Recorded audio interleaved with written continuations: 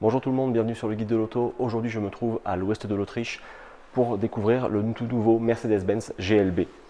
Le GLB, comme vous pouvez voir à l'avant, il y a quand même une filiation avec le modèle précédent, avec une modernisation qui colle avec le nouveau design de Mercedes-Benz.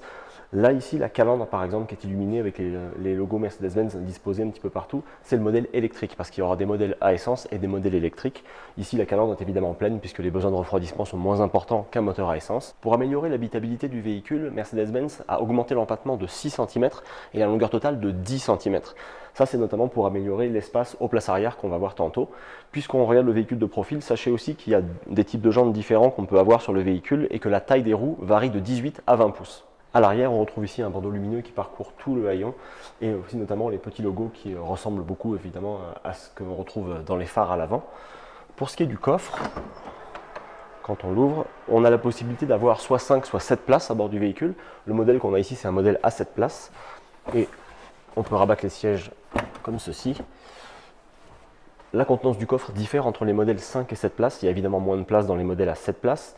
Le modèle 7 places, il a 480 litres de contenance et par contre le modèle à 5 places, qui n'a pas l'assise des sièges, lui il a 540 litres de contenance. Sachant que le GLB partage déjà sa plateforme et ses motorisations avec la CLA, c'est assez logique en fait que le tableau de bord soit aussi repris du même modèle. La console centrale, les deux écrans ici de 14 pouces, l'instrumentation face au conducteur, le volant, tout est pas mal similaire entre la CLA et le GLB. Ici, si jamais vous ne connaissez pas la CLA, il y a donc deux écrans. Celui-ci, c'est vraiment pour l'infodivertissement. Il inclut dorénavant la toute dernière interface MBUX de Mercedes-Benz, ainsi que le nouveau super ordinateur MBOS intégré à l'intérieur avec une meilleure connectivité, une meilleure rapidité et des mises à jour qu'on peut faire à distance. Et ici, face aux passagers, on a aussi un écran où on peut sélectionner diverses choses. On a par exemple une caméra, où on peut même voir ma grosse face dedans. En fait, on peut faire même des selfies, toutes sortes de choses. On peut prendre des photos. Et on a aussi notamment de la vidéo en streaming. Par exemple, là, il y a Disney Plus ou YouTube. Fait qu'on peut aussi directement accéder à YouTube. Et quand on a accepté les conditions d'utilisation, ce qui est à mon avis, c'est pas possible parce que le véhicule est un modèle de pré-production et qu'on ne peut pas le conduire pour l'instant. Mais sachez en tout cas que les passagers qui se trouvent à l'avant peuvent regarder des vidéos sur YouTube pendant le trajet. Et le conducteur, par contre, s'il tourne la tête, comme il y a une caméra ici qui vous surveille, la vidéo se coupe en fait automatiquement pour éviter la distraction. Grâce à l'augmentation des dimensions du véhicule, notamment l'empattement allongé de 6 cm, il y a plus d'espace pour les jambes et aussi pour la tête, parce qu'en fait le format carré du véhicule fait qu'on a un bon espace à l'arrière. Cela dit, on a un bon espace à l'arrière, vraiment aux places de la deuxième rangée. Pour les véhicules équipés d'une troisième rangée, il y a quand même un accès qui est un petit peu difficile et un espace qui est restreint, et ça impose aussi en fait de devoir avancer son siège pour laisser de l'espace à l'arrière, et donc là forcément ça limite un petit peu l'espace aux jambes, notamment si le conducteur devant ou le passager est un peu grand.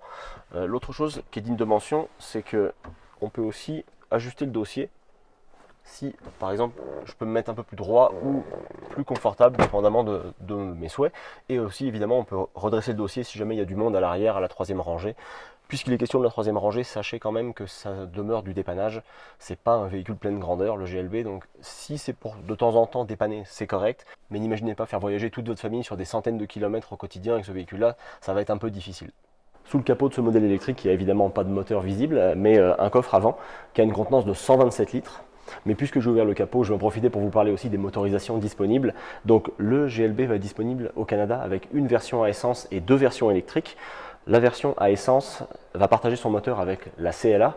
C'est un 4 cylindres 1.5 litres turbo hybride qui va développer 228 chevaux. Pour ce qui est des modèles électriques, il y aura le 250 EQ qui lui va développer 268 chevaux. Et le modèle 350 Formalic EQ, donc à rouage intégral, lui en développe 348. Ces deux versions sont disponibles avec une batterie de 85 kWh et une architecture à 800 volts. Sachez toutefois que pour les bornes de recharge, en fait, la recharge maximale va s'élever à 320 kW pour l'architecture 800 volts. Le problème, c'est que si vous êtes sur une borne de recharge qui ne supporte que le format 400 volts, à ce moment-là, la puissance de recharge maximale va être limitée à 100 kW. Voilà ce qu'on pouvait vous dire sur la présentation du nouveau Mercedes-Benz GLB. Je n'ai pas encore ni l'autonomie ni les prix parce que c'est trop préliminaire encore comme présentation. La seule chose que je sais, c'est que le véhicule va être disponible en tant que modèle 2027 et qu'il devrait arriver chez les concessionnaires fin d'année 2026, tout début 2027.